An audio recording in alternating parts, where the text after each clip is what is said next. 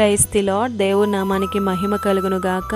ఈరోజు దేవుని వాగ్దానము, మీ ప్రేమ నిష్కపటమైనదై ఉండవలెను. రోమాపత్రిక 12వ అధ్యాయం 9వ వచనము. ఈ ఉదయకాల సమయంలో పరిశుద్ధుడును ప్రేమపూర్ణుడైన యేసయ్యే మనతో మాట్లాడుతున్నారు. మీ ప్రేమ నిష్కపటమైనదై ఉండవలెను అని, కపటము లేనిదిగా ఉండాలి అని, ప్రేమ కలిగి ఉండుటకు ప్రయాసపడుడి అని వాక్యం సెలవిస్తుంది. ఈరోజు చాలామందికి ఎన్నెన్నో ఉండవచ్చు, కానీ వారిలో ప్రేమ అనేది ఉండదు. దేవుడు ఈ లోకమును ఎంతో ప్రేమించాడు. ఆ ప్రేమించిన రీతిని చూస్తే ఒక్కగానున్న కుమారుణ్ణే ఈ లోకానికి ఇచ్చేశాడు.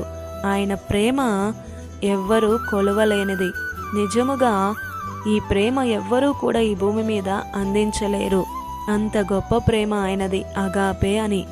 తల్లిదండ్రుల, కన్నబిడ్డల ప్రేమ, భార్యాభర్తల ప్రేమ, బంధుమిత్రుల ప్రేమ, స్నేహితుల ప్రేమ, ఇవన్నీ శాశ్వతం కాదు.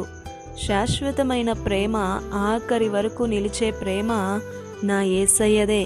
ఈ లోకంలో చాలామంది ప్రేమ ప్రేమ అని తిరుగుతూ ఉంటారే, అది వ్యర్థమే. నీ దగ్గర డబ్బున్నంత వరకే. కానీ నా యేసు ప్రేమ కల్వరి ప్రేమ. ఆఖరి క్షణం వరకు ఆదరిస్తుంది, నిన్ను ప్రేమిస్తుంది, నిన్ను నడిపిస్తుంది. ఆ ప్రేమ ఎన్నటెన్నటికీ మారదు, వీడదు. ఆయన దివ్య ప్రేమ. మీరు విలువ పెట్టి కొనబడిన వారు కనుక నీ మనసు ఈ లోకాన్ని కాదు ప్రేమించేది. నీ వారే ఎవరైనా సరే, భర్తో, భార్యో, బిడ్డలో, ఇలా ఇరుగు పొరుగు వారు కాదు. ముందు స్థానం దేవునికే ఇవ్వు. దేవుణ్ణి ప్రేమించిన తరువాతే ఎవరైనా. నీ దేహము దేవుని ఆలయము అని మర్చిపోవద్దు.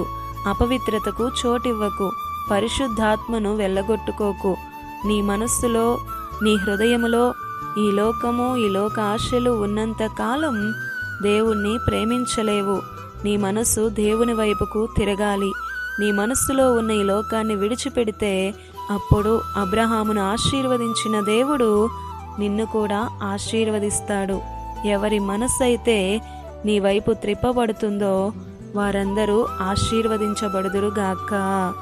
ఆమేన్.